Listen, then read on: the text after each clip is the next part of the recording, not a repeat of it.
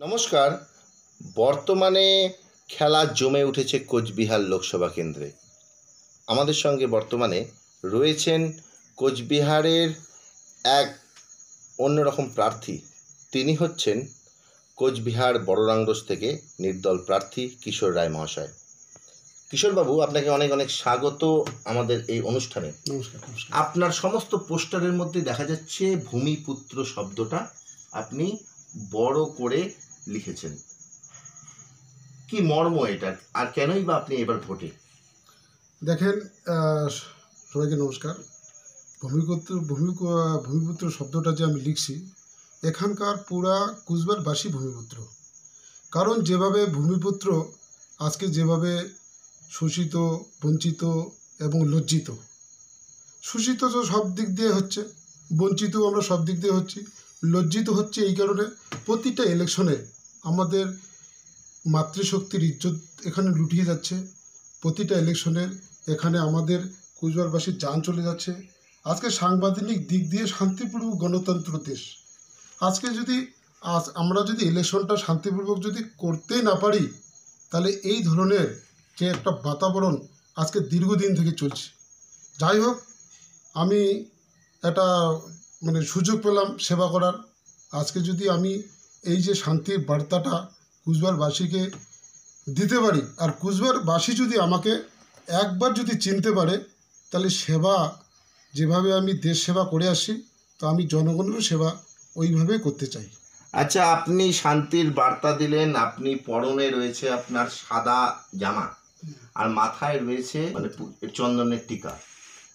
তো শান্তির বার্তা আপনি দিচ্ছেন, কিন্তু আপনার চেহারার যে রূপ সেটা ইঙ্গিত দিচ্ছে যে আপনি এই যে আপনার রূপ দিয়ে আপনি কি কোনো বিশেষ ইঙ্গিত দিতে চাচ্ছেন? দেখেন, আমি অ্যাকচুয়ালি খুব শান্তিপ্রিয় লোক। আপনি আমার গ্রামে বা অঞ্চলে কাউকে যদি জিজ্ঞাসা করতে পারেন, আমার বায়োডাটাটা সবচেয়ে আরও ভালো জানতে পারবেন। আর মেন বিষয় হচ্ছে কি, এই যে আমি যে ড্রেসটা ধারণ করছি অ্যাকচুয়ালি সৎসঙ্গে আছে। আর যে ড্রেসটা সৎসঙ্গের যে ড্রেস, যে কোনোদিন কোনো সময়ের জন্য গলত করতে পারে না, হামেশা লোকে শান্তি চাবে। হ্যাঁ, আর যেভাবে আমি আজকে একটা, আপনি যে বললেন যে আমি একটা রূপ নিয়েছি, দেখেন আজকে যদি রূপের সাথে আমি আমার ভাবনার আধ্যাত্মিক লাইনে চলে গেছি। জানি না আজকে এই ধরনের মর্মাহত, এই ধরনের শোষিত, বঞ্চিত, লজ্জিত এই যে কুচবিহারবাসী, কত উপরওয়ালা আমাকে এখানে নিয়ে আসলো যে শান্তির জন্য একটা আলাদা প্রভাব আনতেও তো পারে। তো এই কারণে আমার যে ধারণা, যেভাবে আমি আজকে মানসিকতা স্থির করে নিয়েছি, যে যদি এই কুচবিহারবাসীর জন্য যদি আজকে আমি না দাঁড়াই, তাহলে আমার ভাবনাটা হয়তো কাউকে বলতে পারবো না।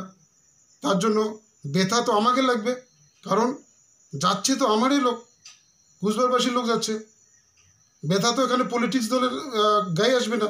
কার সন্তান হারাচ্ছে, কার মা বোন ইজ্জত যাচ্ছে, এটা তো কোনোদিন আজ অব্দি সলিউশন হয় নাই, না শান্তির জন্য কেউ ভাবেও নেই। তো আপনি রাজনৈতিক হিংসার কথা বলছেন?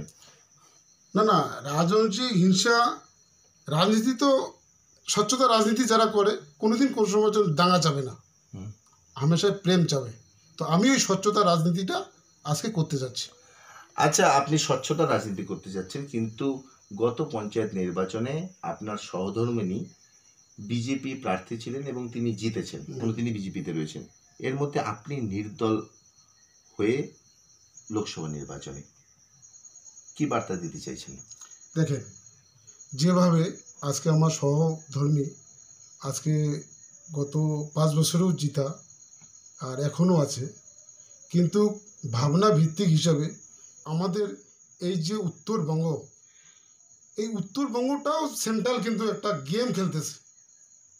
আজকে যদি সেন্ট্রাল যদি চায়, আজকে উত্তরবঙ্গের যে বাসী, যেভাবে বঞ্চিত লোকগুলো যে হৃদয় আছে, আজকে ওরা যদি লালু যেটাকে বাচ্চাকে যেমন চকলেট দিয়ে মানুষকে যেন বোঝাতে চাচ্ছে, ললিপপ যেটাকে বলে, আজকে দীর্ঘ 5 বছর আগে যে প্রতিশ্রুতিগুলো যে বিজেপি সরকার, সেন্ট্রাল সরকার আমাদেরকে দিয়েছে, যে কি করে দিবে, চিলা রায়ের মূর্তি করে দিবে, নারীর সোনা বানিয়ে দিবে, তাহলে তো আমরা যদি এখানকার এইমস নেই, এখানকার শিক্ষা ব্যবস্থা নেই, এখানকার সাংস্কৃতিক নেই, এখানকার লোক বাইরে লেবারে কাজ করতে যাচ্ছে, এখানকার লোকের দুর্দশা ওরা কি জানে না? তো যাই হোক, প্রার্থী যদিও বা আছে, কিন্তু আছেই। আমি আলাদাভাবে নির্দলভাবে, আমি তো কোনো রাজনীতি নেই, আমি তো রাজনীতির বাইরে ছিলাম। বাড়িতে ঝগড়া হয় না? আপনার ওয়াইফ একদিকে, আপনি একদিকে? না না না, কোনো দিন ঝগড়া হবে না।